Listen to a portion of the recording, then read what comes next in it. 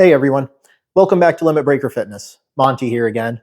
So the other day I tweaked my knee a little bit while I was doing leg day, and at first I was like, oh God. But it also gave me an idea, and I thought it would make for a great discussion video on what to do if we get an injury in the gym. So unfortunately, even if you do everything right, you can still get hurt, but that doesn't have to be the end of it. So today we're going to go over what steps you should take to help you get back as quick as possible.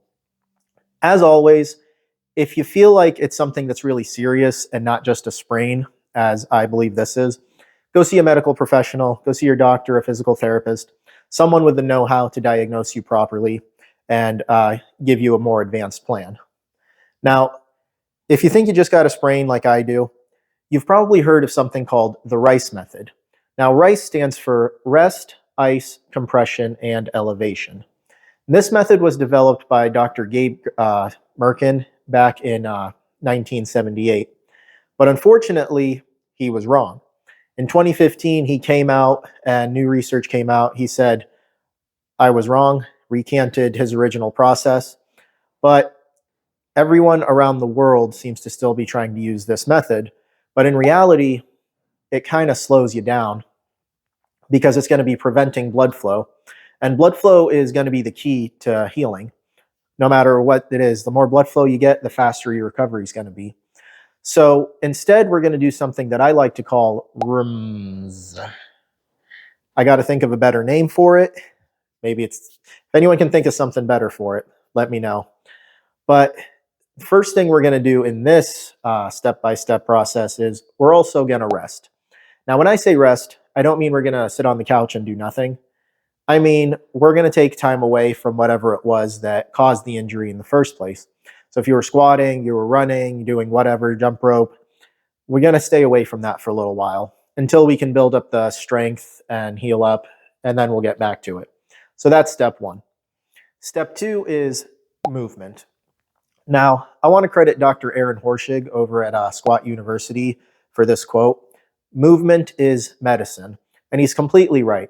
You see, when we go ahead and move the joint, in this case, my knee, we're going to promote blood flow. We're going to help move the swelling out of there and let it drain into the lymphatic system. So the more movement that we can get in there, the better the recovery process is going to be. But that might be painful, it might be hard, and you might not be able to get to your full range of motion. That's okay. Go as far as you can and just try to work on it over time until you can get further and further and you can get the full range of motion. Don't go too fast. You don't want to make anything worse. The third thing that we're going to do is we're going to massage. So in the case of the knee here, I'm going to massage all around the quads, the hamstrings, a little bit in the calves. And what massaging is going to do is, once again, it's going to promote blood flow and it's going to help the swelling decrease, but it's also going to help prevent the buildup of scar tissue. We don't want scar tissue building up, especially in our joints. So make sure you go ahead and massage. You can use a massage gun if that's comfortable. You can use something less intense like a tennis ball. Just make sure you get in there and really work it out. Finally, the last thing we're going to do is we're going to work on strengthening it up. You see, whenever we get hurt, the muscle or the joint, the ligaments in the joint, it's going to be weak. So even if we're feeling fine, we can't just jump back into whatever it was that we did. So focus on strengthening it up. In my case here, I'm going to be doing leg extensions with some isometric holds, and I'll probably be doing some split squats with a band to really focus on getting a little bit of stress and a little bit of tension on that knee and build that up over time until it's strong enough to get back to doing my typical leg day.